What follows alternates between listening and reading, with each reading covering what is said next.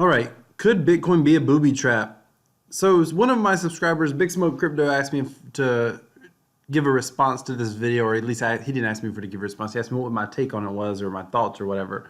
And so I went and watched this video. I'm gonna tell you something. I actually had something else that I need to be doing right now, but I started watching this video, rethinking the dollar. I don't know who this man is, but you need to come subscribe to his channel. I thought oh yeah, I did subscribe. Hit that bell notification icon. All I guess. Hit that bell notification icon. Come subscribe to his channel. Hit that bell notification icon. Now, he doesn't. I went and looked at some of his videos, and he's in the business of promoting gold and silver. That is kind of his thing. That is his slant on it. He sounds like, at least, I mean, he's done a couple videos on blockchain. I didn't look all through his channel. I just kind of skimmed through it to see what he was about. But here's why you want, if you're in the cryptocurrency space, here's why you want to watch this guy's videos. Like, he gets it. Nobody's really discussing the fundamentals, and they're setting themselves up in so many ways to potentially get crushed in this space. And people are focusing on the wrong things. There's a couple of guys out there. I'll name names. Crypto Tone is one. I really like his channel. He talks about Tron a lot. But Crypto Tone is like, he's the type that he's just fascinated at the superficial technology level. Like, he likes some of the cool technology. He plays in the technology space. But really and truly, it's just about speculating on a cool technology that's going to get him rich as well. Like, when someone really understands the use case of a trustless third-party blockchain, someone like third party might be the wrong word, but someone like Truce, for example. Go check out Truce's channel. I should find it. Hang on a second. I'm giving these guys shout outs. I want to find their channels. All right, so here's Crypto Tone's channel. Come subscribe to his channel while you're at it. He puts out a ton of videos. He's really into Tron, and he's in the DApp space. Not just from a lot of people are into Tron from a DApp space, try to get rich passive income, and he's into that as well. But he does follow some of the technology aspects of it as well. But he doesn't seem to follow the real use case of crypto. Is in my opinion of his channel and the content that he puts out. He doesn't talk about it a whole lot. Not knocking the guy. I'm telling you to go subscribe to his channel. But and as you can see, I'm subscribed and I have the bell notification icon. But he doesn't seem to grasp the fundamental use case for cryptocurrency. In my opinion, if all other use cases fall to the wayside, cryptocurrency being used as a fundamental currency, in my opinion, is the use case, is a primary use case. Incidentally, when I talk about this video right here, this guy actually believes that Bitcoin is going to go to $100,000 or more. And I'm actually going to show you by his own verbiage how he doesn't realize what he's saying, but it's actually going to go to far more than 100,000. It's going to go to $1 million or more in today's USD buying power. And I'll show you in his own verbiage how he doesn't realize, he says it, but he doesn't realize what he's saying, because if the math lined up with what he was saying, if you did the math on Bitcoin, you'd recognize it goes far higher than that, but that's okay. So the guy gets it. Like, he gets the primary use cases of cryptocurrency, but here he's been very skeptical. By the way, another YouTuber that gets it, Truce. This guy doesn't get near enough videos. He doesn't get enough love. This guy does a lot of cryptocurrency videos. You can see I watch almost all his stuff. You need to come watch Truce's channel. Come hit subscribe. I want to help this guy grow his channel so bad. I wish I could reach out to him. I tried to send him a message on Discord today. Obviously doesn't use it, but neither here nor there. This guy's channel needs to grow. Come watch his channel. He has a lot of things. It's comedy and stuff, but Truce gets cryptocurrency. He understands why it's so important. This guy gets why people like Truce and I love cryptocurrency, and it looks like he's somewhat open to it, but he takes a skeptical approach to it. And I just want to look at, I'm not going to go through the whole video, but I've got a couple places marked. I want you to hear what he has to say, and I just want to give my feedback as Big Smoke had asked me. So he's basically saying, what if this is all a hoax? And he's saying this is why he believes that it could be a hoax. So here's the first thing. Threat to the government directly. And when I say that, it's because I don't really hear many political figures or politicians right now really screaming from the top of the mountain saying that, hey, we need to get rid of this technology. It just really has me wondering. I'm gonna start off with my first one. Why is it that Bitcoin, being the first cryptocurrency, why is it not considered a threat to the government directly? And when I say that, it's because I don't really hear many political figures or politicians right now really screaming from the top of the mountain saying that, hey, we need to get rid of this technology. We need to figure out a way to regulate, tax, do something. It's quiet right now. It's quiet in the midst of institutions being set up that will bring in more currency.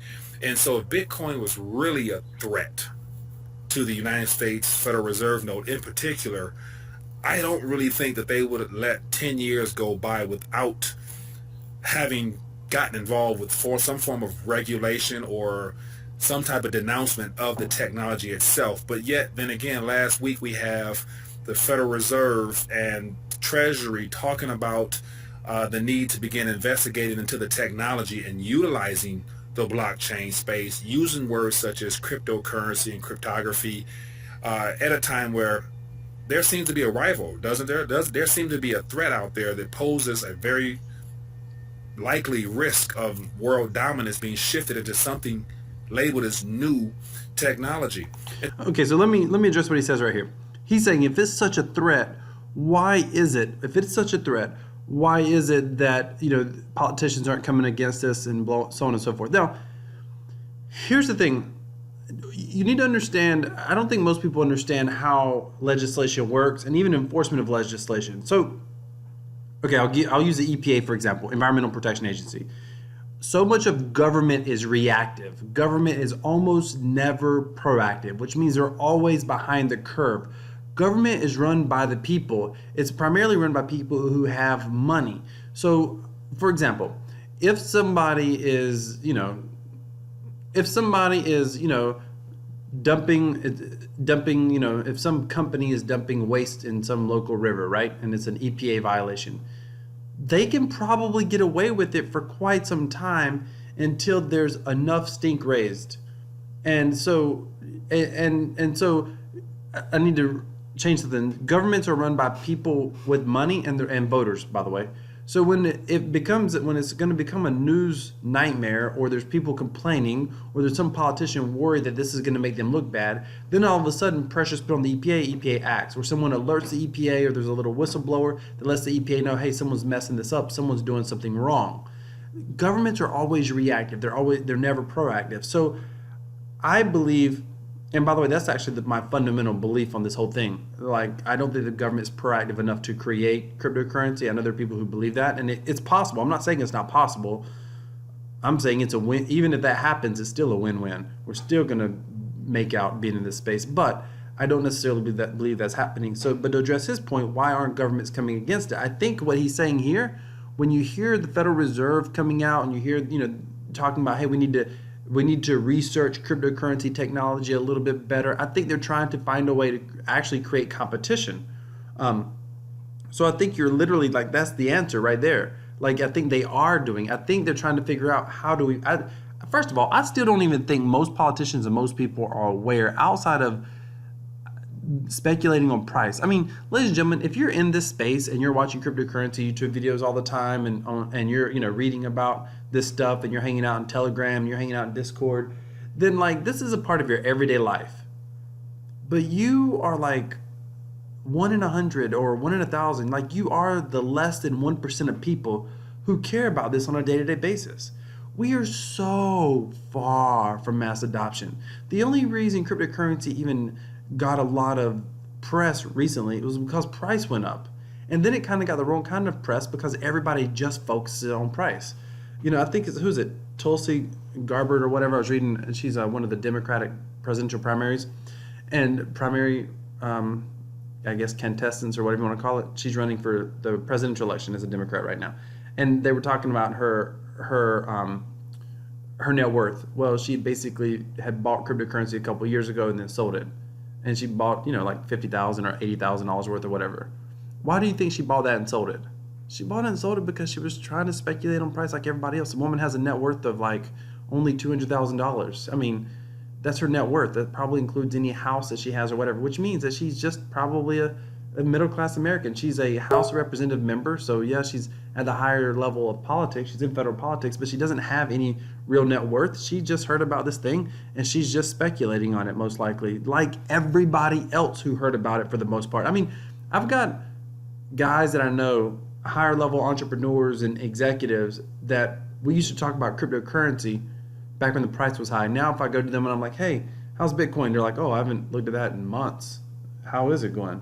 These are guys who used to look at the price all the time. These are guys who used to text me, hey, did you see the price of Bitcoin going up? Hey, did you see Bitcoin going down? Anytime there was a news story, the only reason they cared about the news is because they wanted to know what the price was going to do. So if you actually care about the technology of cryptocurrency, like just being in this space and being aware of what's going on in this space and caring about it, I mean, we are so early in this game that I know it seems like everybody should know about this now, but almost nobody knows about it. Almost nobody knows about it. All right, so let's keep going. And I do think the government is going to attempt to stop it to some degree, and I believe that they're already trying to figure out how to do that. I believe that that's the whole thing with the Federal Reserve. I believe they're trying to figure out how to sort of create competition or to co-op it. All right, let's listen to what he has to say next. And again, this isn't knocking this guy. I love this video. This is the kind of stuff that we should look at. I mean, he's skeptical and he says he's not knocking it. He finds the technology interesting, but he's like, no one's talking about this. No one's saying these things. And he brings up great points. All right, so here's the next one. That the creator of it, not Natoshi Sakamoto, whatever. You guys got it. I'm just trying Satoshi Nakamoto. to go off the top of my head. Why wouldn't that person also take in consideration the importance of privacy when the initial coin was launched? I would imagine that if they had the skill set to solve the double spend issue, which is one thing I hear a lot of people mention, kept cryptocurrency and cryptography from advancing in the form of currency the way it is now, how come they didn't put privacy into the initial coin itself in the form of Bitcoin? Okay, so a couple of responses to this. First of all, I think this is a statement that's reflective looking back. It's important to understand when Satoshi Nakamoto and those guys created Bitcoin, it was just a technology experiment. They were talking about what it could be used for. Those of you who have been following my channel for a long time, I've talked about the virtual deposit contracts, the P3D contract, the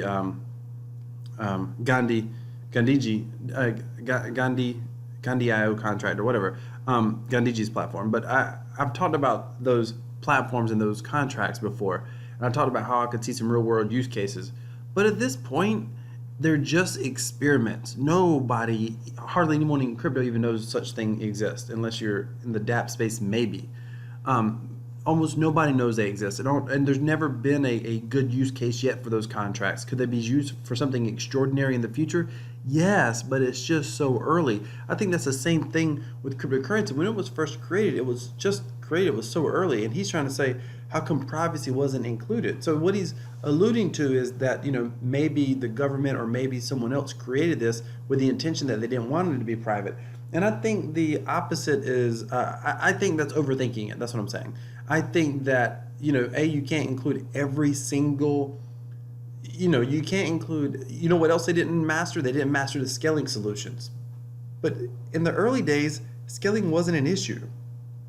Almost nobody was using it. But when Bitcoin was rolled out, people started doing the math for this to have mass adoption. How many transactions would it have to take? Early on, people realized there were going to be scaling issues that were going to need to be addressed. But the intention has been to address it along the way, essentially. And people's had a lot of ideas. That's where Litecoin came from, right? People forked Bitcoin and created Litecoin, et cetera, et cetera. Same thing with privacy. People wanted to address privacy, so they they create Monero, they create Zcash, whatever, Dash. So I think the challenge is that why wasn't it created in the beginning? It's just conjecture, but I think that one, it wasn't necessarily, not that it wasn't thought to be important. I think that they were already trying to address so many issues. And the other issue is this, a lot of people thought Bitcoin was anonymous in the beginning. And in fact, by the letter of anonymity, in some ways, you could argue that Bitcoin is still anonymous. It's semi-private. Nowhere, if your name is John T. Smith, there will be no Bitcoin transaction that shows John T. Smith. The reason Bitcoin is not private is because once you do a Know Your Customer, KYC, through an exchange, and you deposit from that address, now your address is known. The government absolutely 100% has the ability to track every transaction you've made on the blockchain through that address. That address, that public key, gets linked to your identity. But that's the only way that they know who you are. As long as you never do KYC, or you never do it with that specific address, or you're very careful in how you interact, it is possible to keep Bitcoin transactions private, meaning no one can trace your identity to your public keys. That is possible. Most people don't care about that, but it is possible still. So I think the argument is that early on, I think a lot of people, Satoshi Nakamoto, those guys, I think that they kind of assumed that it was private. They weren't thinking about the fact that people were going to do KYC. I don't even think that they thought that was going to be an issue. And again, I think that Monero and Dash and Zcash and some of those, I think they were answers to the privacy concern. This isn't as privacy as we thought it was. So what's the answer to that? Well, let's create Monero, for example. But so that would be my answer to his, why wasn't privacy created? I think A, they kind of thought it was already built into the system, and B, deep level privacy like Monero, I think that it actually broke down part of the whole idea was it was a whole ledger created. And that was the idea, was creating something that was trustless, where it could be transparent, and that could be okay. Not transparent necessarily to know your identity, transparent to confirm that yes, that transaction did occur, and anybody can verify that that transaction did occur. What you'll never have in cryptocurrency is you'll never have someone going to court saying, hey, he said, the plaintiff said that they sent me Bitcoin, but I never received it. That's never going to happen in Bitcoin, because they can just go to the blockchain. The blockchain is going to say, hey, did it get sent from that address? B, did it go to that address? So that's the whole purpose in a trustless system. You don't have to worry about trust. There's a ledger created there, and you lose part of that ledger utility function, and that does serve a real function. You lose part of that if you're not able to see the transactions on a blockchain. All right, let's keep going. And so the fact that it's open ledger, open source, that's being touted as a great thing. Sorry, let's skip ahead here. And you can go watch this full video. I recommend that you do, by the way. Hang on, let me just... If you're promoting ClickBank products right now, you need to stop immediately. Stop investing time, energy. Now they can trace and track every single... All right. Let me see here.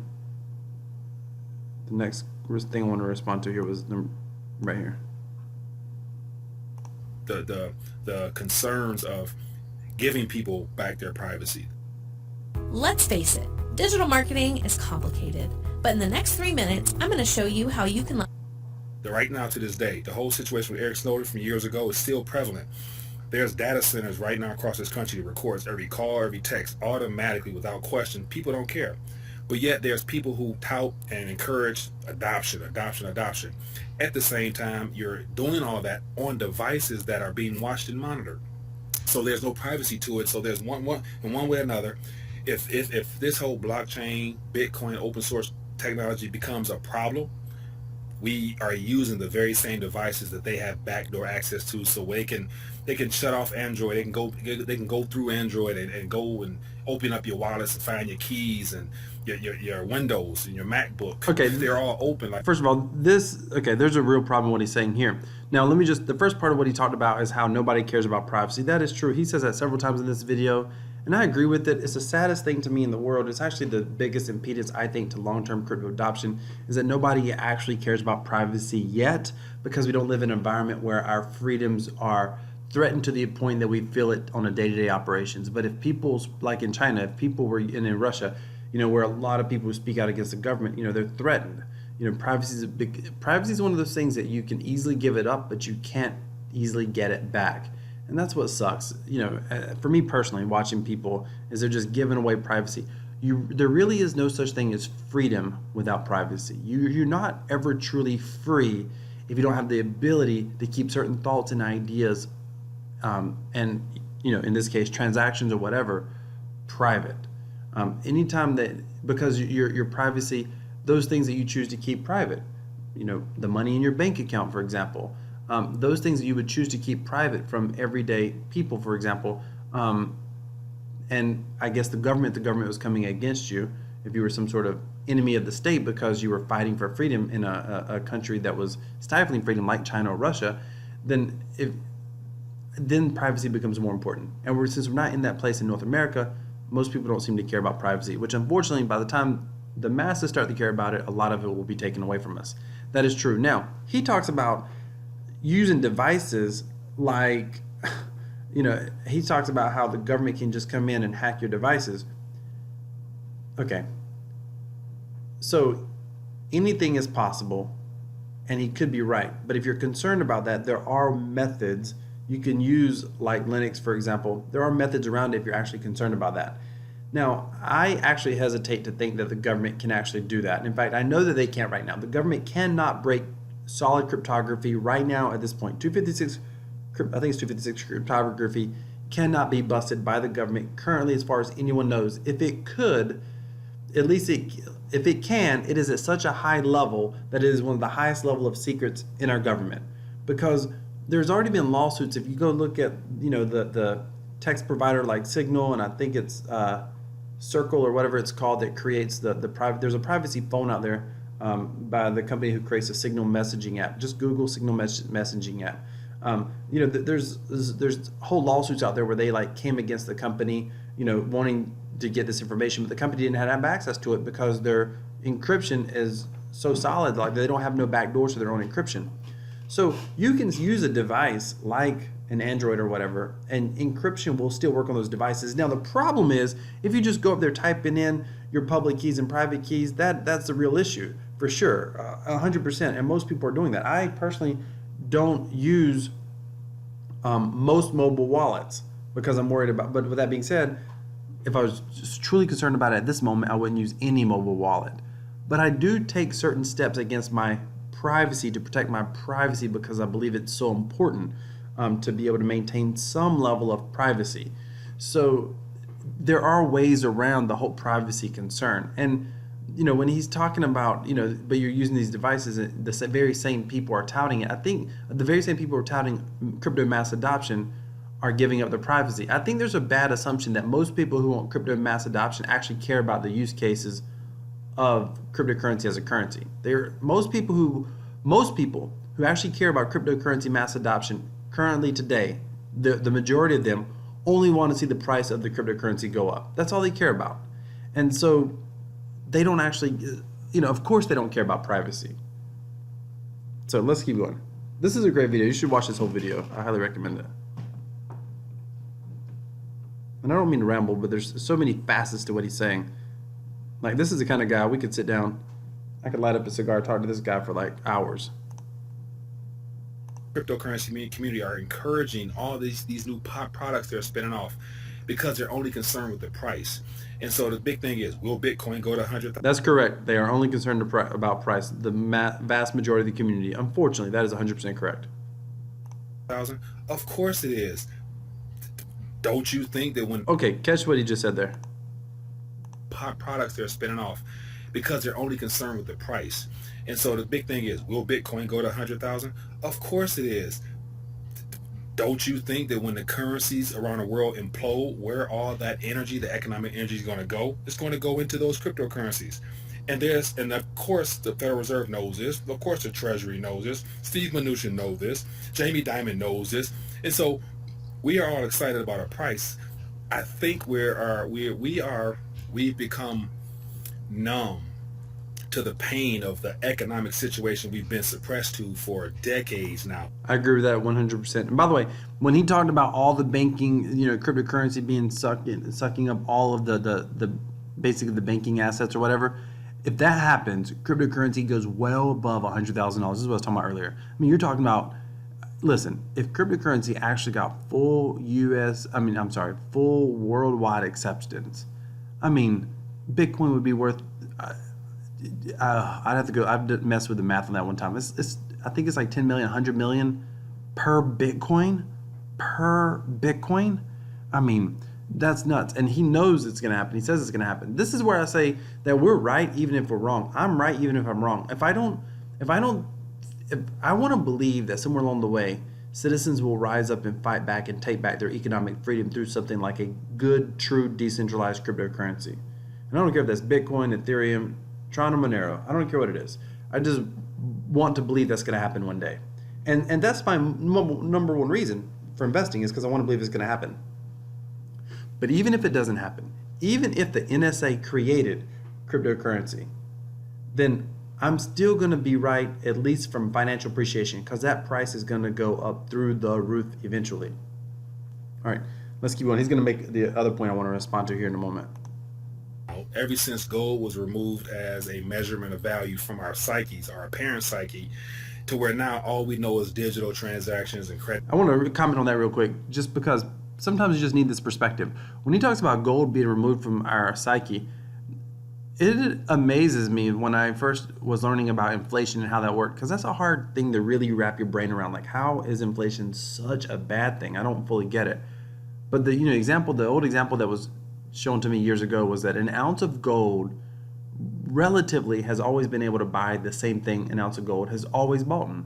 Like, you could buy a really good handmade suit with an ounce of gold, back, 100 years ago. Guess what? You can still buy, back then an ounce of gold might have been worth, I don't know what it was worth, maybe $100, I don't know. Guess what? Today you can still buy a handmade tailored suit for an ounce of gold. So that's kind of crazy if you think about it. But the dollar difference 100 years ago in a suit versus today is astronomical. The price of gold 100 years ago to today has, astronomical. So in US dollar value.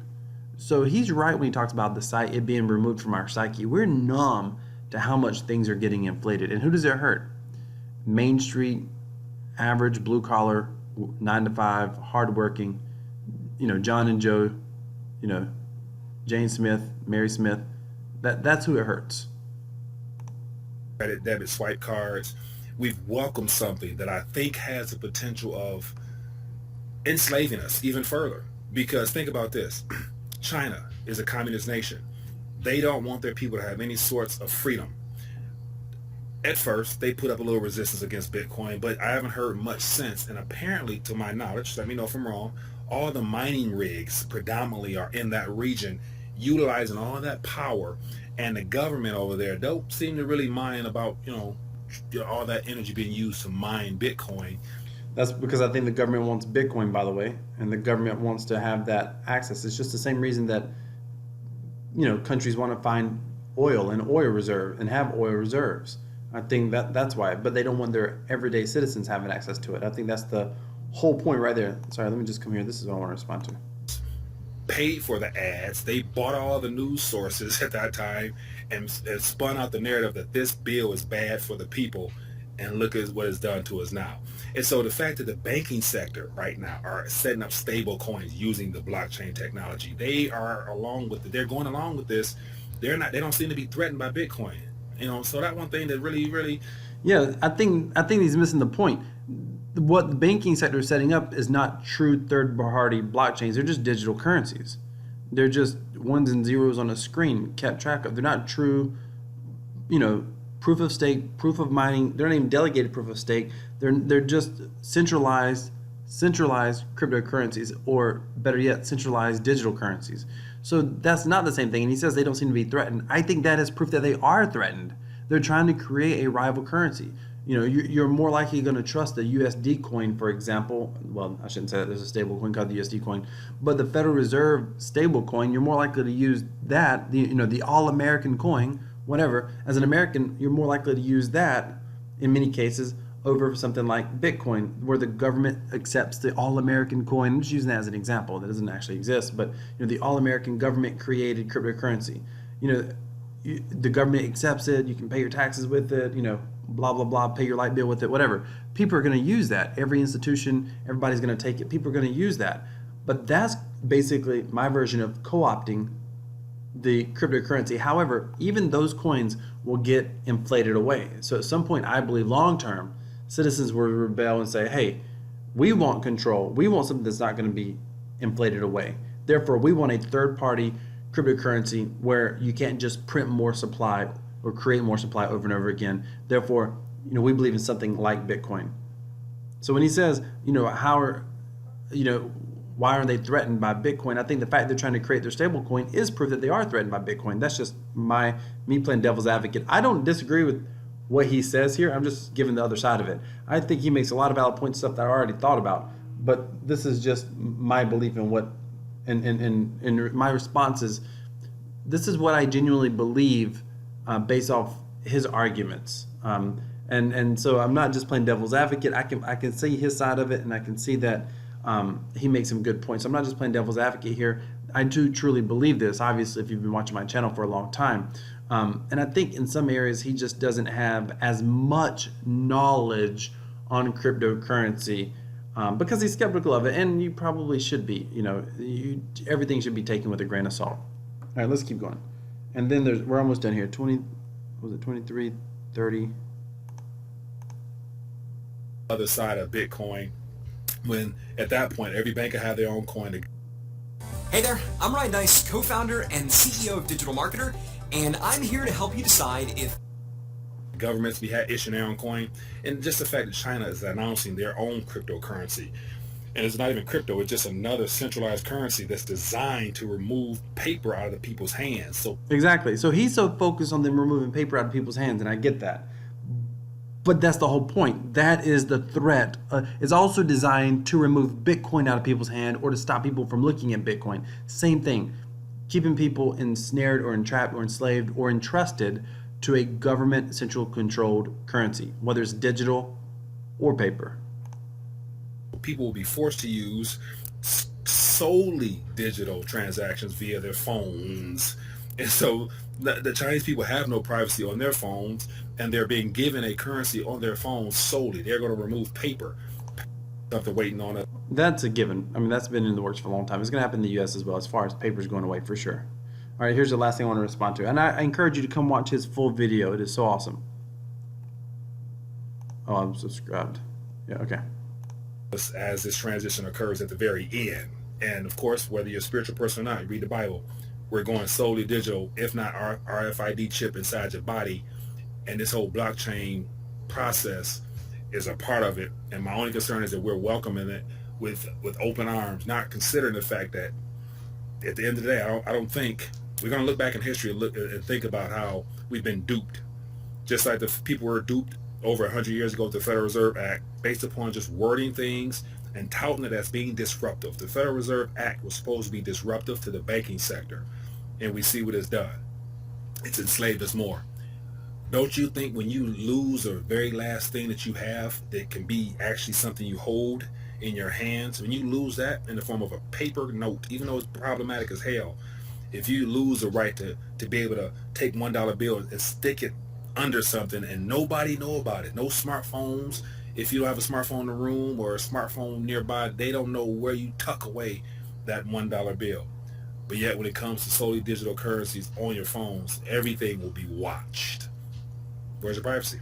I don't think people care enough about that, but this is my thoughts. I'm ranting on. Leave a comment down below. I think I'll share more of my thoughts about this matter.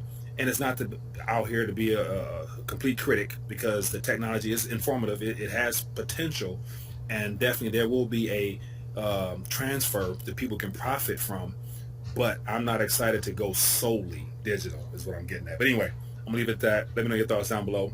And all my people who probably got all the way through this, if you have any feedback, backlash, I'm welcome. I'm open to it. Once again, it's just my opinion. So I'm not right. You're not right. But we're going to find out at the end.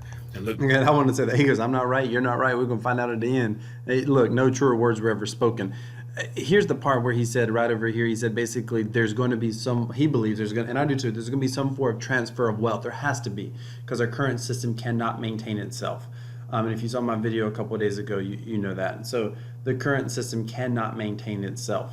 So there's going to be, even if I'm wrong, even if Bitcoin is somehow being used by the NSA, the CIA, or whatever, at the very least, we're going to change our financial positioning in this world just by holding Bitcoin. Because if it goes from, 8,000, 10,000 up to 1 million, God forbid, 10 million, I mean, just owning one Bitcoin. I mean, that's why I use things like the Crypto Tab browser.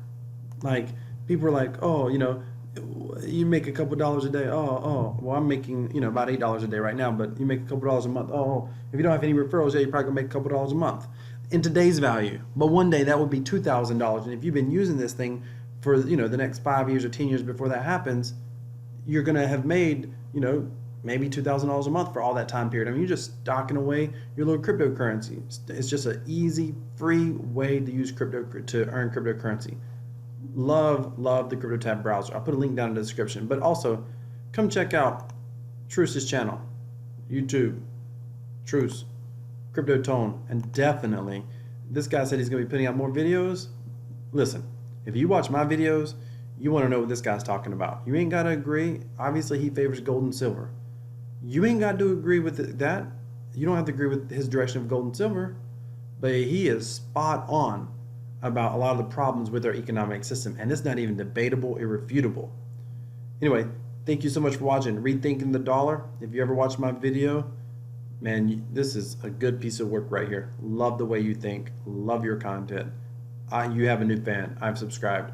Thank you so much for watching, ladies and gentlemen. And let me know what your thoughts are based off what he said or what I said. Do you agree with us? Are you somewhere in the middle? What are your thoughts? Put it down in the comments. Thank you so much for watching.